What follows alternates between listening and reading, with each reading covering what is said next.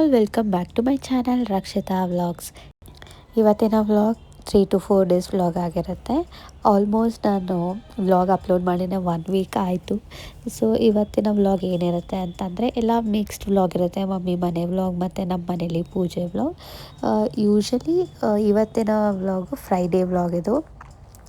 ಸರಸ್ವತಿ ಪೂಜೆ ಇತ್ತು, ಹಾಗಾಗಿ ನಾನು ಬೆಳಗ್ಗೆನೇ ಎಲ್ಲ ಫ್ರೆಶ್ ಅಪ್ ಆಗಿ ದಿಹಾನ್ ಕೈಯಲ್ಲಿ ಪೂಜೆ ಮಾಡಿಸೋಣ ಅಂತ. ಅವ್ನು ಸ್ಕೂಲ್ಗೆ ಹೋಗೋಕ್ಕೆ ಮುಂಚೆನೇ ಪೂಜೆ ಸ್ಟಾರ್ಟ್ ಮಾಡೋಣ, ಪೂಜೆ ಮಾಡಿಸೋಣ ಅವ್ನ ಕೈಯಲ್ಲಿ, ಅವ್ನ ಬುಕ್ಕೆಲ್ಲ ಇಟ್ಬಿಟ್ಟು ಪೂಜೆ ಮಾಡಿಸೋಣ ಅಂತ ಬೆಳಿಗ್ಗೆನೇ ಎಲ್ಲ ಪೂಜೆ ಮಾಡಿಸ್ದೆ. ಅವ್ನು ಸ್ಕೂಲ್ಗೆ ಹೋಗೋಷ್ಟೊತ್ತಿಗೆ ಸರಸ್ವತಿ ಪೂಜೆ ಅಂತಂದಾಗ ಮಕ್ಳ ಕೈಯಲ್ಲಿ ಮಾಡಿಸಿದಾಗ ಅದು ಒಂಥರ ಮಕ್ಕಳಿಗೆ ಅವ್ರ ಸ್ಟಡೀಸಲ್ಲಿ ಅದೆಲ್ಲ ಬ್ಲೆಸ್ಸಿಂಗ್ ಸಿಗಲಿ ಅಂತ. ಸೊ ಹಾಗಾಗಿ ಮತ್ತು ನಕ್ಷಿತ್ಗೂ ಪೂಜೆ ಮಾಡಿಸೋಣ ಅಂತ ನಕ್ಷಿತು ಮಮ್ಮಿ ಮನೆಗೆ ಹೋಗಿದ್ದ. ನನ್ನ ತಂಗಿ ಮಗ ಬಂದಿದ್ದ ಅಂದ್ಬಿಟ್ಟು ನಕ್ಷಿತ್ ಮತ್ತು ಧೃತವ್ ಅಲ್ಲಿದ್ದರು. ನಾನು ದಿಹಾನ್ ಕೈಲಿ ಪೂಜೆ ಮಾಡಿಸ್ದೆ ಬೆಳಿಗ್ಗೆನೆ.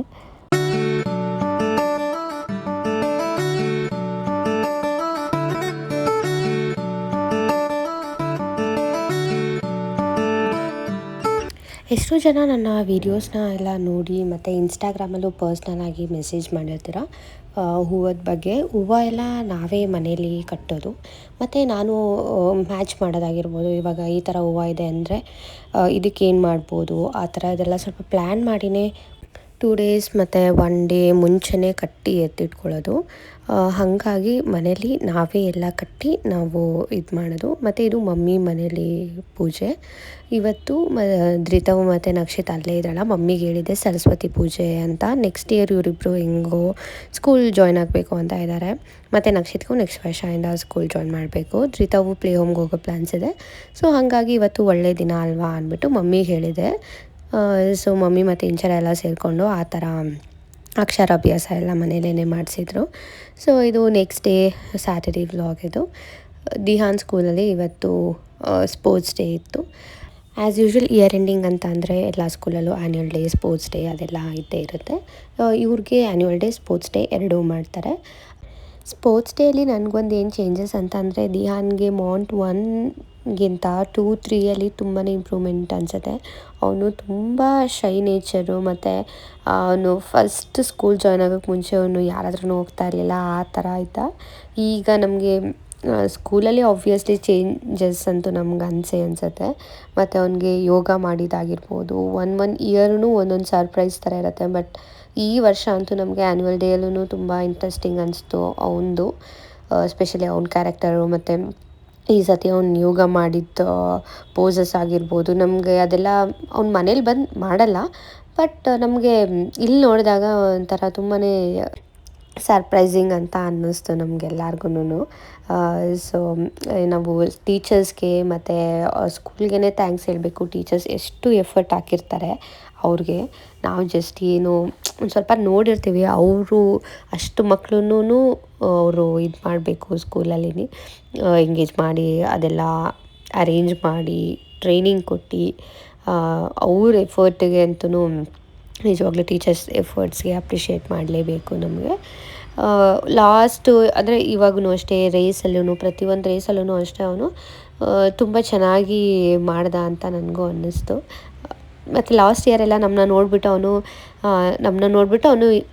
ಹಿಂಗೆ ಮಾಡಿಬಿಟ್ಟು ಓಕೆನಾ ಅಂತೆಲ್ಲ ಜಾಸ್ತಿ ನಮ್ಮನ್ನೇ ನೋಡ್ಕೊಂಡು ಎಂಗೇಜ್ ಆಗಿದ್ದ. ಈ ವರ್ಷ ಅದನ್ನು ಹೇಳಿದ್ದೆ, ಅದನ್ನು ತುಂಬ ಸೀರಿಯಸ್ಸಾಗಿ ತೊಗೊಂಡು ಅವ್ನು ನಮ್ಮ ಕಡೆ ತಿರುಗೇ ನೋಡಲಿಲ್ಲ. ಅವನ ಪಾಡಿಗೆ ಅವನು ಮಾಡ್ಕೊಂಡಿದ್ದ.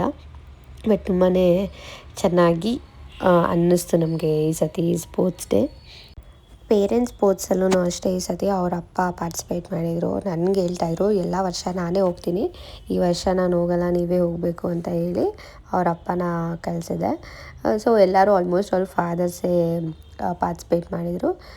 ಸೊ ಹಾಗಾಗಿ ಇದು ಒಂಥರ ಯೂನಿಕ್ ಅಂತಲೇ ಹೇಳ್ಬೋದು. ನಾನು ಫಸ್ಟ್ ಟೈಮ್ ನೋಡ್ತಾ ಇರೋದು ಇದೆಲ್ಲ, ಇವರು ಸ್ಪೋರ್ಟ್ಸ್ ಇದೆಲ್ಲ. ನೆಕ್ಸ್ಟ್ ಇಯರ್ ಅಂತಂದರೆ ನಾನು ಒಂದು ನಕ್ಷತ್ರದ ಮಾಡಿದ್ರೆ ಅವ್ರದ್ದು ಅದು ಮಾಡಬೇಕು, ಆ ಥರ ಇರುತ್ತೆ. ನೆಕ್ಸ್ಟ್ ವರ್ಷ ನಮಗೆಲ್ಲ double sports day, annual day ಎಲ್ಲ ಸಪ್ರೇಟೇ ಇರುತ್ತೆ. ಸೊ ಹಾಗಾಗಿ ಒಂಥರ ಹೊಸ ಎಕ್ಸ್ಪೀರಿಯೆನ್ಸ್ ನೆಕ್ಸ್ಟ್ ಇಯರು.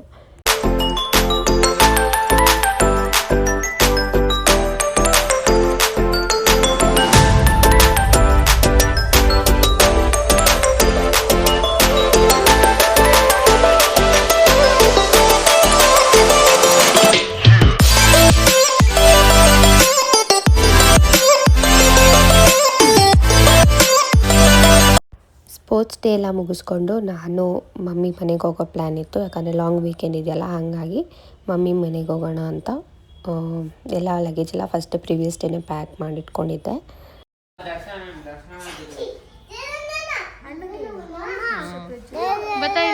ಮಾಡ್ದಾ ಚೆನ್ನಾಗಿತ್ತಾ ಅವಾಗ ಮನೆ 3 days ಇಂದ ಇಲ್ಲಿ ನೋಡಿಲಿ ಮಿಸ್ ಮಾಡ್ಕೊಂಡ ಅಮ್ಮನ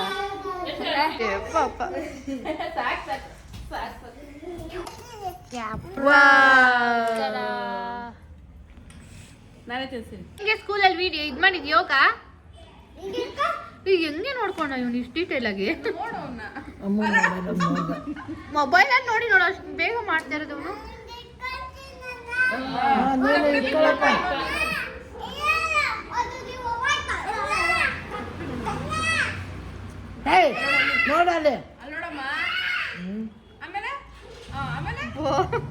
ತುಂಬಾ ಅಬ್ಸರ್ವೇಷನ್ ಇವನು.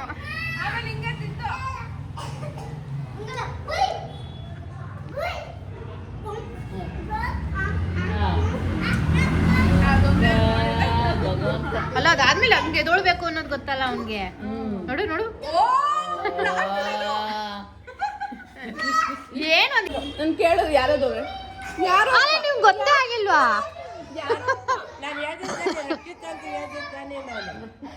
ನಿಂಗೂ ಗೊತ್ತಾಗ್ಲಿಲ್ವಾ? ಯಾರೋಪ್ಪ ಅಮ್ಮ ನೀನೇ ಇರ್ಬೇಕೇನೋ ಅಂತ ಇಲ್ಲ ಅನ್ಲಿಲ್ಲ ನಾನು.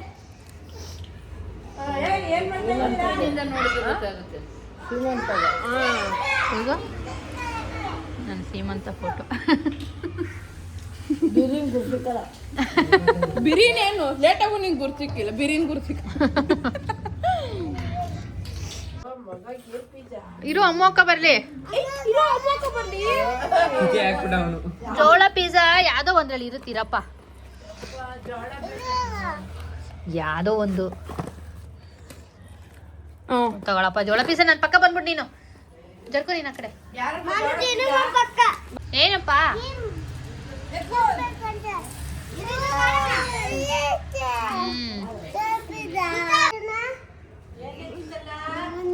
ಅವ್ನು ಬೂಸ್ಟ್ ತರಕ್ ಹೋಗ್ಬೇಕಂತೆ. ಬೂಸ್ಟ್ ತರಕ್ಕೆ ಅಮ್ಮ ಅಕ್ಕ ಅಂಗಡಿಗೆ ಹೋದ್ರು. ಕೇಳಿ ಯಾರು ಬೇಕು ನಿಂಗೆ, ಯಾಕೆ ಅಳ್ತಾ ಇರೋದು ಅಂತ ಕೇಳು. ಅದು ಒಂದೇ ಸತಿ ಬಾಯಿ ಆಡ್ಸಲ್ಲ ಏನಿಲ್ಲ. ಯಾರು ಬೇಕಂತೆ ಎಕ್ಸಿತ ನೀರು ಕ್ಯಾಚ್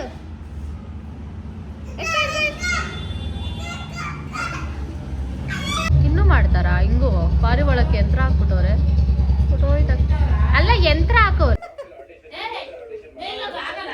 ಒಂದ್ ನಿಮಿಷ ಇರು.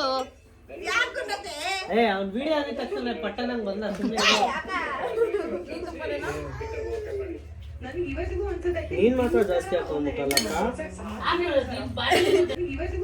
ನೀನ್ ಮಾತ್ರ ಜಾಸ್ತಿ ಹಾಕೊಂಡ್ಬಿಟ್ಟಲ್ಲಕ್ಕ.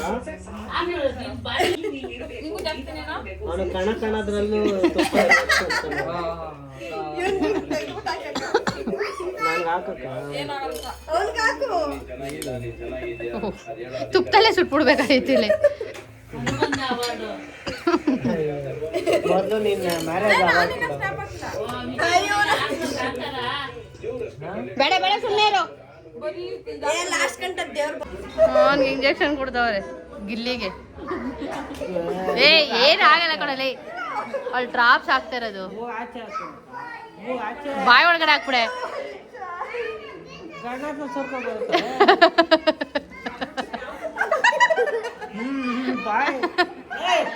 ಸೋರ್ಕ ಮತ್ತೆ ನಿನ್ ಮೂಗಿಗೆ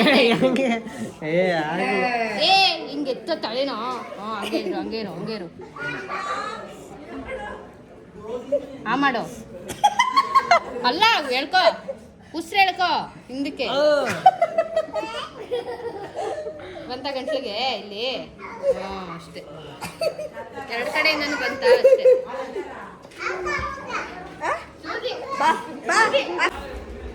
ದಿನು ಸುಮ್ಮನೆ ಎತ್ಕೋ ಬಾ.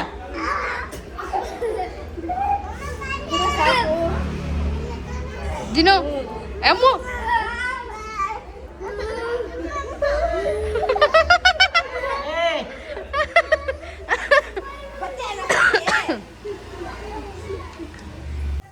ಇದು ಫಸ್ಟ್ ಟೈಮ್ ತಾನೇ ಇದೀನೋ ನೀನು ನೋಡ್ತಾ ಇರೋದು. ಈಗ ಬಂದಾಗ ಟಿಫನೇ ಮಾಡಲ್ವಲ್ಲ? ಟಿಫನ್ ನಾನೇನು ಮಾಡೋದು ಇವಾಗ ಏನು ಪುಳಿಯೋಗರೆ ಇರ್ತಾನೆ ಮತ್ತೆ ಇದು ಕಾಯಿ ಹಾಕ್ಬಿಟ್ಟು ಮಾಡೋದಾ? What kind of puliyogare? Taste ಮಾಡ್ಬೇಕು. ನಿಮ್ಮ ಮಮ್ಮಿಗೆ ಯಾರು ರಂಗೋಲಿ ಕೊಟ್ಟು ಹಂಚಿನಿ? ಅಮ್ಮ ಕುದುರೆ ಇದು ಕುದುರೆ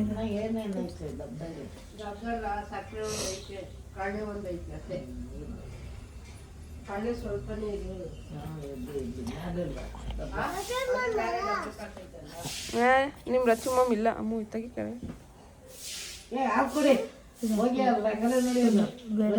ಬಿಟ್ಬಿಡ್ತೈತವಕ್ಕ. ಬಿಟ್ಲೆ ತುತ್ತ ನೀರು. ಅಲ್ಲೇ ಇನ್ನ ಕಷ್ಟ ಕೊಡ್ಬೇಕು.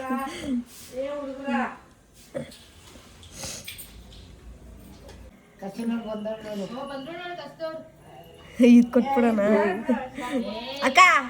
ರಕ್ಷಿತಾ ಬಾ ಇಲ್ಲಿ, ಬೇಗ ಬಾ ಅಕ್ಕ. Easy, super easy. ಎಷ್ಟು ಈಸಿ ಗೊತ್ತಾ?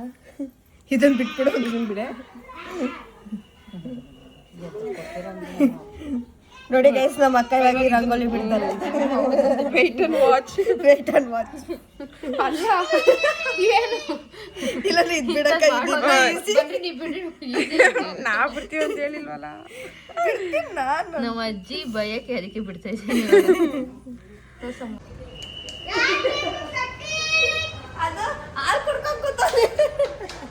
ಯಾರಿಗಪ್ಪ ವೆಯ್ಟ್ ಮಾಡ್ತಾ ಇದೆಯಾ ಧೃತ?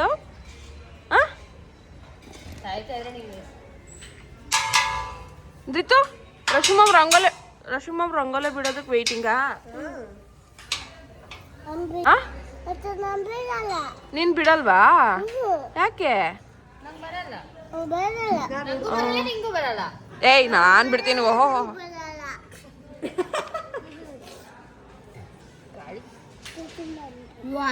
ರಸಮ ಮಾತ್ರ ಚೆನ್ನಾಗಿ ಬಿಡೋದು ತಾನೇ.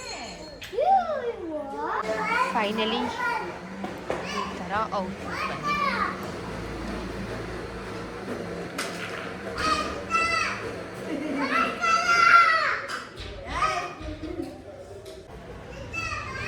ಮಮ್ಮಿ ನೋಡಿದ್ರ ರಂಗೋಲಿ? ಅದು ರೋಡು ಅಂತ ಬೇಡ ಅಂತ ನೋಡಿದ್ಯಾ?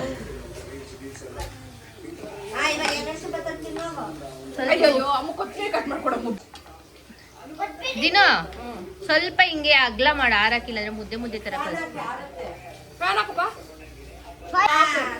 ಇಲ್ಲಾಂದ್ರೆ ಹಂಗೆ ಕಲಿಸ್ತಾ ಇದ್ದ ದಿನ. ಇಲ್ಲಾಂದ್ರೆ ನಾನು ಹೇಳಿಲ್ಲ ಅಂದ್ರೆ ಹಂಗೆ ಕಲಿಸ್ತಾ ಇದ್ದ. ಇಲ್ಲ ಇನ್ನೊಂದು ಹಾಕು. And this is so good. ಇವತ್ತು ನಾನು ಫಂಕ್ಷನ್ ಅಟೆಂಡ್ ಮಾಡಬೇಕು. ಸೊ ನನ್ನ ತಂಗಿ ಒಂದು ಹೇರ್ ಸ್ಟೈಲ್ ಮಾಡ್ತಿದ್ದಾಳೆ. ನಾನು ಹುಚ್ಚಿ ಥರ ಇದ್ದೀನಿ. ನಾನು ರೆಕಾರ್ಡ್ ಆಗ್ತಿದ್ದೀನಿ. ಬಟ್ ಒಂದು ಸಿಕ್ಕಿಲ್ಲ, ನಾನು ಅದನ್ನು ತಂದ್ಬಿಡ್ಬೇಕಾಗಿತ್ತು. ಮುನ್ಸ್ಕೊಂಡೇನೋ ಕೂತಿರೋದು ನೀನು ಇವಾಗ? ನಿಂತಿರ್ಕೊ. ಆ ಸ್ಟೈಲಲ್ಲಿ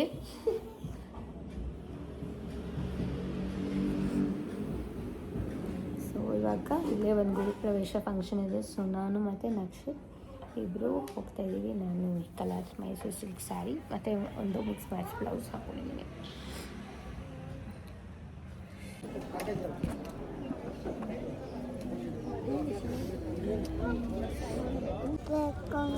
ಕಪ್ ಇಸ್ಕೊಡ್ತೀನಿ ಅವ್ರ ಹತ್ರ. ಇನ್ನು ನೀರು ಕುಡಿಯೋಕ್ಕ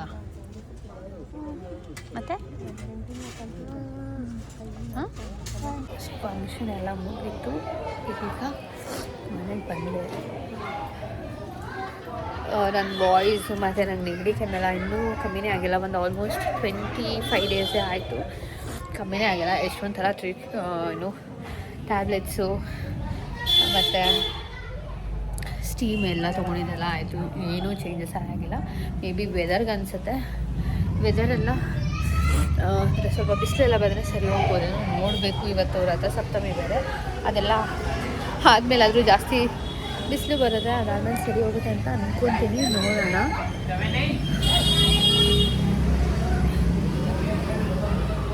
ಅದಕ್ಕೆ ನಾನು ಇಷ್ಟು ದಿವಸ ಅಂದರೆ ಆಲ್ಮೋಸ್ಟ್ 7 ಡೇಸ್ ಆಯಿತು ಬ್ಲಾಗ್ ಅಪ್ಲೋಡ್ ಮಾಡಿ. 1 ವೀಕಲ್ಲಿ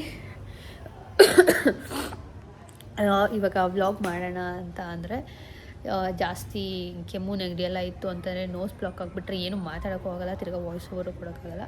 ಮತ್ತು ಅವತ್ತೆಲ್ಲ ಒಂಥರ ಮೂಡೇ ಇರೋಲ್ಲ. ಸೊ ಹಾಗಾಗಿ ಏನೂ ವ್ಲಾಗೆಲ್ಲ ಮಾಡಿಲ್ಲ.